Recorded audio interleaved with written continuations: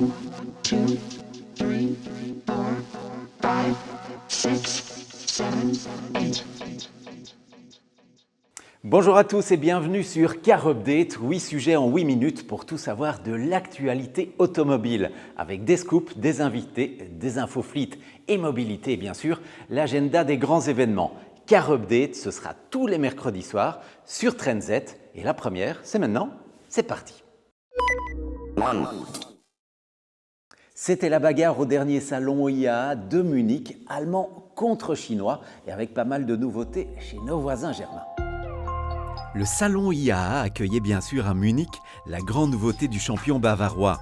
Le BMW X3 sera commercialisé en 2026 et inaugurera la toute nouvelle plateforme Neue Klasse avec de solides promesses, une autonomie de 800 km et des pics de recharge à une puissance de 400 kW. Le nouveau Mercedes GLC lui donnait la réplique en 100% électrique avec un écran géant Hyperscreen et un rayon d'action de 713 km. Volkswagen inaugurerait aussi une nouvelle ère avec les ID Polo et ID Polo GTI. La première devrait être proposée à moins de 25 000 €. Les cousines étaient aussi de la partie, le Skoda Epic façon SUV compact et la Cupra Raval en petite citadine polyvalente. Chez Audi enfin, tous les regards se tournaient vers le nouveau Q3 Sportback, concurrent désigné du BMW X2. Voilà une solide armada pour contrer l'offensive chinoise. Pour les constructeurs présents, ce salon IAA était aussi l'occasion de montrer leurs muscles et leur imagination. Sur le stand Mercedes, l'avenir s'habillait d'orange avec le concept AMG GT XX, détenteur d'un nouveau record pour une voiture électrique avec 5479 km parcourus en 24 heures. Porsche présentait le nouveau fleuron de sa gamme thermique, la 911 Turbo S. Son flat 6 biturbo de 3,6 litres est désormais associé à la technologie T-Hybrid, reprise de la dernière 911 GTS, et intègre 2 turbos et un moteur électrique dans la boîte PDK, résultat 711 chevaux et un couple de 800 Nm. Vision d'avenir aussi chez Audi avec le superbe concept C qui rappelle furieusement l'Audi TT. Des projets aussi chez Caterham avec le Project V, la première voiture électrique du constructeur. On la promet déjà légère et dotée d'une place centrale arrière. Toujours dans la catégorie concept car, la Cupra Tindaya, un SUV assez surprenant, la Skoda Vision O, sous les traits d'un break électrique du futur, la Hyundai Concept Tree qui préfigure la future Ioniq 3, ou encore la VW ID Cross, une version électrique de la T-Cross. Il ne faudrait pas oublier Opel qui présentait un concept GSE franchement agressif. Et puis à Munich, il y avait aussi la Polestar 5, une GT électrique de 884 chevaux dans sa version performance. Belle performance enfin chez Mini, qui avait mis sur pied au cœur de Munich une installation digne des plus grands studios de cinéma, avec des fausses bouches de métro et des clins d'œil à l'atmosphère londonienne. Mini avait développé en collaboration avec la marque lifestyle Deus Ex Machina 2 Mini John Cooper Works baptisés The Machina and The Skeg.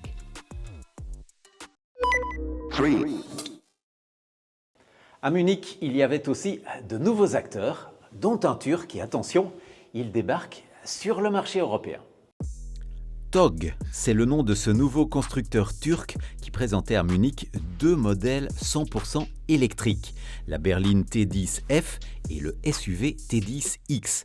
Avec ses 218 chevaux, ce dernier pourrait parcourir jusqu'à 529 km entre deux charges.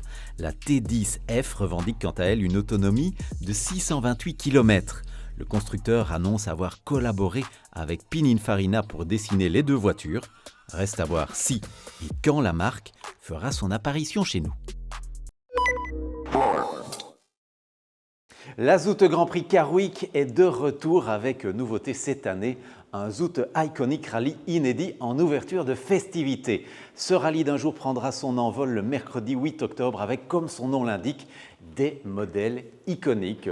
Ferrari F40, Porsche 359, Bugatti Veyron, McLaren F1 ou encore cette très belle BMW Z8. Autant de modèles rares, voire très rares à découvrir au départ de Knock-le-Zout. Les dernières Volvo et NIO ont des allures de taxi, mais attention, le LiDAR monté sur leur toit pourrait vous coûter beaucoup plus cher qu'une course. Conçus pour éviter les obstacles, ces lasers infrarouges permettent de prévenir différents types de collisions, mais peuvent aussi griller le capteur de votre smartphone. Rassurez-vous, a priori, vos yeux ne risquent rien, mais attention à la photo. Pour l'info, c'est cadeau.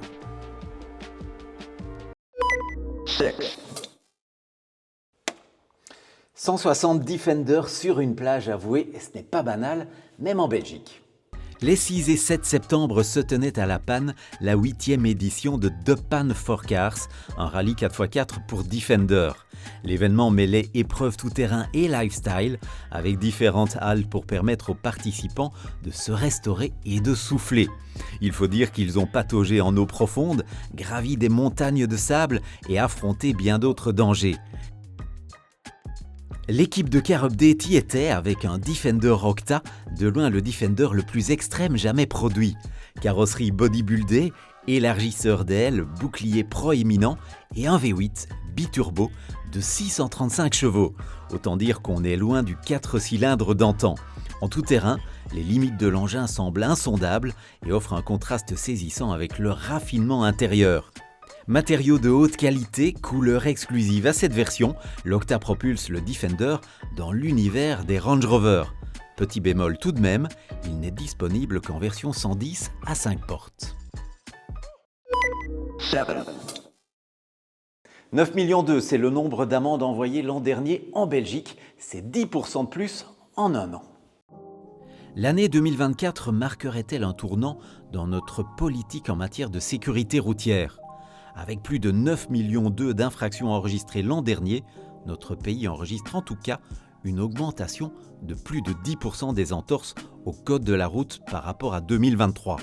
Cette augmentation est presque entièrement attribuable aux excès de vitesse. Près de 7 600 000 conducteurs ont été flashés en 2024, soit une augmentation de 13% en un an et 2 fois plus qu'en 2018. Les petites infractions, moins de 10 km/h au-dessus de la limitation de vitesse, représentent près de 3/4 des amendes. La Flandre arrive en tête avec 70 000 infractions pour 100 000 habitants, soit 60% de plus qu'à Bruxelles et 2 fois plus qu'en Wallonie. La Wallonie a toutefois vu le nombre d'amendes augmenter de 48% en 2 ans. Les Fleet EV Experience Days, c'était le week-end dernier. Et bien sûr, nous y étions. Faire découvrir l'univers et l'offre de mobilité électrique au grand public, c'est l'objectif ambitieux des Fleet EV Experience Days. Pari tenu, pari gagné, puisque cette 2e édition a attiré sur 4 jours plusieurs milliers de visiteurs. Le circuit de Zolder a aussi enregistré un total de 9 300 essais réalisés à bord de 144 voitures mises à disposition des organisateurs par 41 constructeurs. Cela représente 75 000 km d'essais, soit près de 2 fois le tour de la Terre. Pour que tout se passe bien, le circuit de Zolder avait prévu pas moins de 100 points de recharge.